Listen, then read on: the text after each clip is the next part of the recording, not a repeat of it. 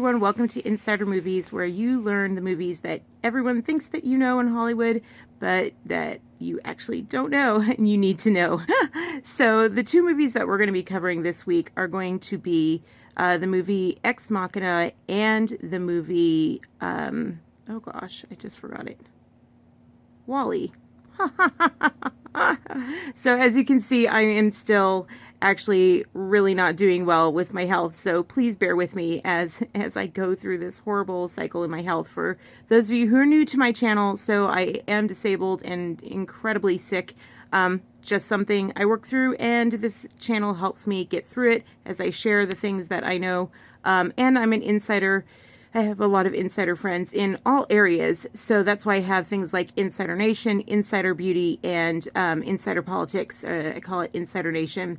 And so this is Insider Movies, where I share the insider scoop on the movies that Hollywood thinks that you know, because so many people go into Hollywood and directors are just like, why don't you know these movies? And they think that you know these movies, and it's because no one actually tells them to learn these movies. Nowadays in film schools and things like that, they just teach you these same big directors, but it's the same exact movies that you could learn on a blog, and these bloggers talk about the exact same movies.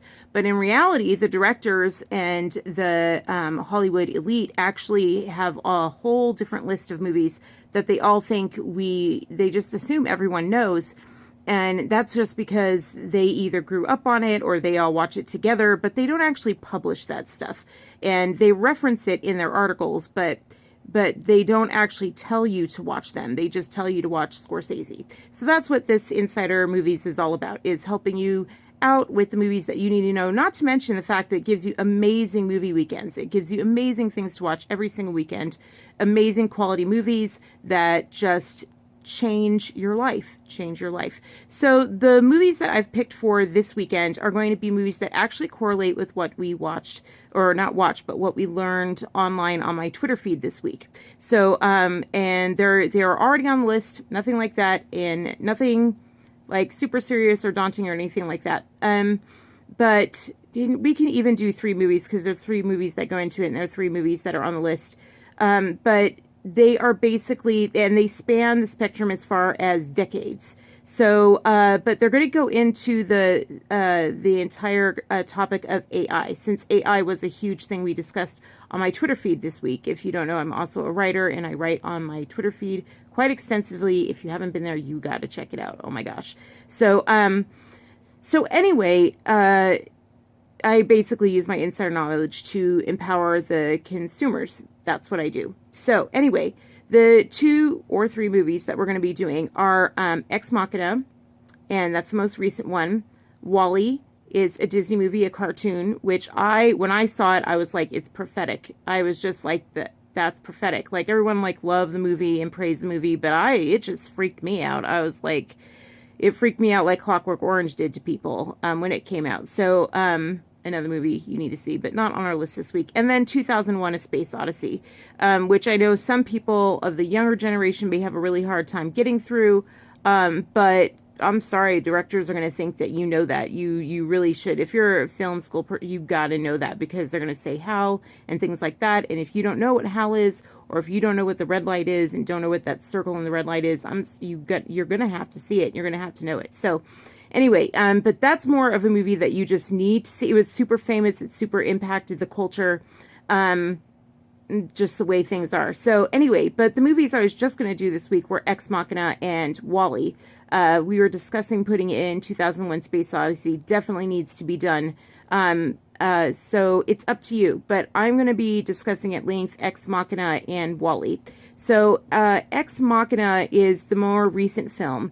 And Ex Machina you're going to see, it's like they had already seen the plans for Sophie, the AI robot that they have on SpaceX, and that all the big companies. Basically, when you saw my list of the 10 people, there are 10 massive companies that she follows. You know, the AI robot machine that loves being around rich and powerful people.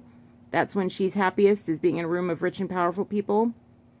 Not that we weren't scared already, and that they put they dress her up in fashion and celebritize I keep saying her, and it's not. It's an it. It's a machine, and we need to remember that. But they're doing a really good job with their PR team to make it human and really humanize it by making it a celebrity. And so Ex Machina does a brilliant job of actually showing us a Sophie-like a robot, and using a Facebook-like Mark Zuckerberg character. And it did really, really well. It's written really well. It really kind of told the future really well. And it kind of told the story of AI. It's one that you hear all the time. If you ever read movie reviews, then you hear about Ex Machina all the time. This is the movie that they're talking about. They're talking about this movie, Ex Machina. And I was lucky enough to see it on the big screen. I think that it plays just as well. I had my group see it on the small screen. It plays just as well. We've seen it several times, and it was nowhere near when this came out. But I remember when seeing this robot, the AI Sophie, I was just like, wow, they just totally went after like Ex Machina. Like they just totally took that tack. You know what I mean? Like it's as if I wouldn't be surprised if the movie was somewhat sponsored by them, like to make sure an Oscar winner and Oscar-winning actors were wrapped up so that we were somewhat accepting of it and thinking that it's cool because they used this gorgeous actress to play the part of the machine and everything like that, and to make people fall in love with it. I wouldn't be surprised if it was all together in one marketing package. I just would not. I mean, it's just their playbook. It is 100% their playbook. It's how they do their playbook. So anyway, it's something important to see just because it is referenced all the freaking time. All the freaking time. It's for a while there, I was like, I couldn't read anything in a science magazine without seeing Ex Machina actually referenced. So it's something that you need to see, but it's also highly entertaining. You should watch the rating. I wouldn't say it's for kids at all. But it's not that it's gratuitous or anything like that, but there is nudity in it, not long scenes of nudity or anything like that, but there is nudity. There is just this trend of, I opened up a Vogue, like I hadn't opened up my Vogue in a really long time, and I opened up one of the ones, I haven't been out of bed enough to open up all these Vogues that I had piled up or whatever. And there was one from Meryl Streep, the Meryl Streep magazine, and right there they had a robot and as a model. They're like, the new kind of model is a robot, and they had a robot right there, a layout spread of a robot. And this time it was a Japanese robot. And I was just like, why are they all women? Like, why are they all women? All these female robots. And it's because they're like, oh, they're less threatening. Like, we will be more accepting of these female robots. It's just, and it tells you, it tells you how ineffective all these new feminists, I've been learning a lot about the new feminism or whatever. And now I understand that. I mean, after you saw my piece in Insider Movie 7, like, I was like, oh my God, I turned into a feminist. But I'm like, I'm a very different type of feminist. Like, I'm a classical feminist where I'm like, women are equal to men. I do not think that we should be privileged. Like, I don't think, like, I didn't know, like, now, if I were to take the SATs, my score would be changed because I'm a woman. I want to be treated equally to men. I don't want to be treated differently, if that makes sense. So it's just a different kind of feminism, and I don't think it's helping us at all, because look at what they're doing with these robots. They feel confident to just, and I mean, look at what they're doing in movies. Like, we're disappearing from the movies. Like, whatever this new feminism is, it sure isn't working. It's not effective. Like, it's not effective. It's certainly not doing jack, especially since the new feminism, like, oh my gosh, there's just a different strain that I didn't know about. And I think you guys know that I think you guys know where I stand with women and men. Like, made equally. So, and that's about it. So I love men. I'm married to a man. But I don't, yeah. So anyway, so moving on. So now the second one is Wall-E. And by the way, the performances in that Ex Machina movie are just exceptional. They really are. From there's two men in it. They do an exceptional job. I thought that they were wonderful. I'm not a huge fan of the actress, but I think they hired her. Again, you'll notice that they picked her for a very specific purpose, but that is the kind of waif. You'll notice, like, there is a difference between, again, notice the difference of what they chose for that form versus what we saw in, say, Blade Runner. It's a very non-powerful woman. Like, it's a very, very, like, unembodied woman. And it's like diminutive and all those sorts of things. So if you watch the original Blade Runner and see how they portrayed those humanoid robots, huge difference for the females there. And I don't think that that does us any favors, us women any favors at all in the long run. But I think they're doing it on purpose because then men and women don't feel at all threatened by these AI robots at all. Like, they're just not threatening. But what I want you women to notice is that those figures are exactly the types of women that are portrayed in all movies.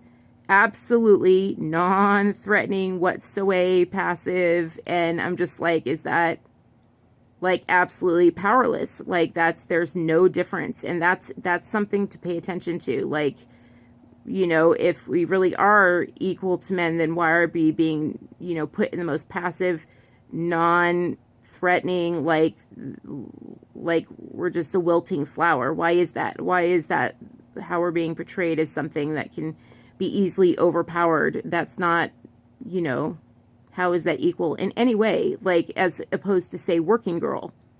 You know, the woman in Working Girl, the Working Girl with the one with Melanie Griffith and Sigourney Weaver. Both.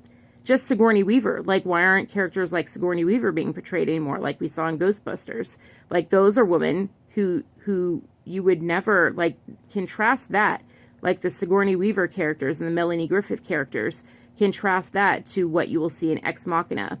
And be like, well, if this new feminism is working so great, then why don't we have women like that anymore? What happened?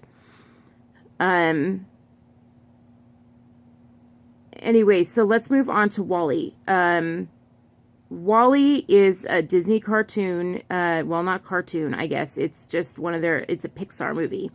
And it was so well received. It was so well received. But I really am interested to hear your thoughts on it. And it was made a while ago. Like, it was made in the 2000s, and maybe late 2000s. I just was like, when I saw it, I just was like, that's our future.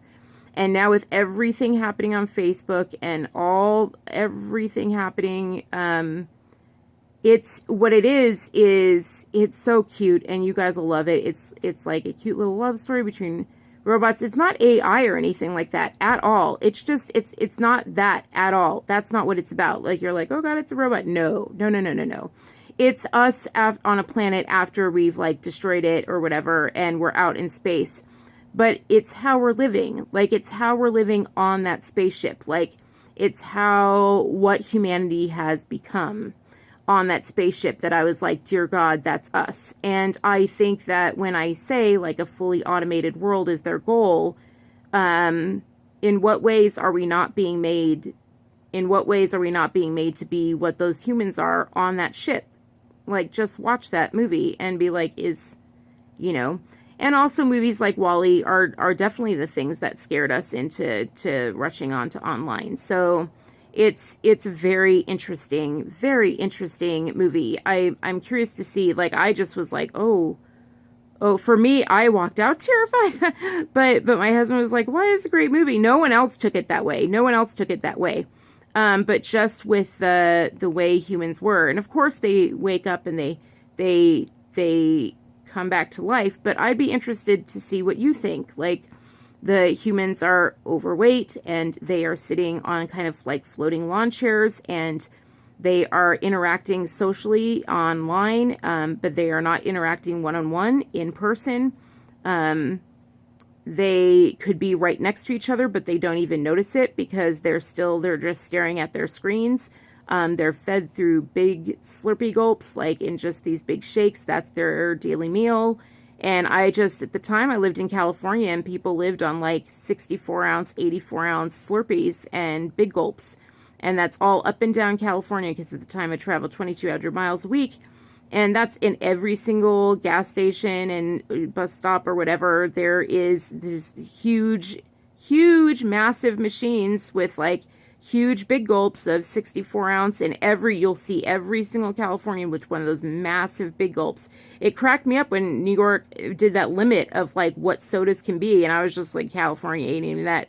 And it cracks me up when everyone's like, well, we want, like, they're saying like, well, don't you want all the states to be like California? And I was like, have you seen California? Like, do you know what the obesity rates are in California? Like, the children's obesity rates are in California, and everyone's on their screens. The children are on their screens. The parents are neglecting, like that. People, I mean, that's the number one reason that I got out of California is that the child abuse. I just couldn't take the child neglect anymore happening in I just couldn't take it. I couldn't take it. Like, I had too much education in that area, and I couldn't watch it day in and day out. The culture had changed so dramatically to the point where the children, and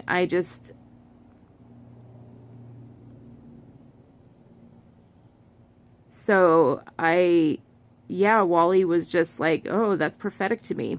And I wonder what you guys think. So, though it is highly entertaining, and there is a love story, and it's written so very well, and it's hysterical, it is very, very funny. So if you're not like me, and you're not like cynical or anything like that, then you will just get a kick out of it and you'll love it. So, and then the third one is 2001 Space Odyssey. You don't have to see it if you don't want to see it. You'll know within the first 15 minutes if you like it. But it is one of those 70s movies where it moves slow. It builds very, very slowly. But oh my gosh, it's terrifying. And it kind of set the course for all AI movies from then on. Like, that was it. Like, it was seen as the Bible on AI, period. Oh my gosh. It's up there with The Godfather. It's like the Bible in film. Like, it's hard to describe, but you gotta know it. You gotta know it. If you're gonna be in Hollywood, you gotta know it. So that's just all there is to say about that. And so, yeah, but keeping all of those films in mind, you can see why they're celebritizing, like, and putting fashion and all these things and working so hard with the PR, and why they're doing things like saying, like, and why they hid it for us for so long, and doing things with the politicians, like Minnesota making a day after this robot, but no one in Minnesota actually knew about it, you know, and, they did the same thing with the AI cars. They kind of, manufacturers just made it. Like, AI Day was just insane. Like, they just kind of launched it and didn't tell anyone about it. Like, they were releasing prototypes and none of us knew about it. Like, they just released the prototypes and they had done all the development. And it makes you wonder, like, just how much they have developed in science, and not just that, but the medical field. How much have they done in the medical field? Because, like, really, how far has the medical field come in the last 30 years? How many advances have they made in the medical field in the last 30 years? Tell me how many advances. How far have they advanced? No. Like, we have just gone up on pills dramatically, right? And which doesn't mean they're not advancing. Like, it means they've advanced, but they're not actually giving it to us.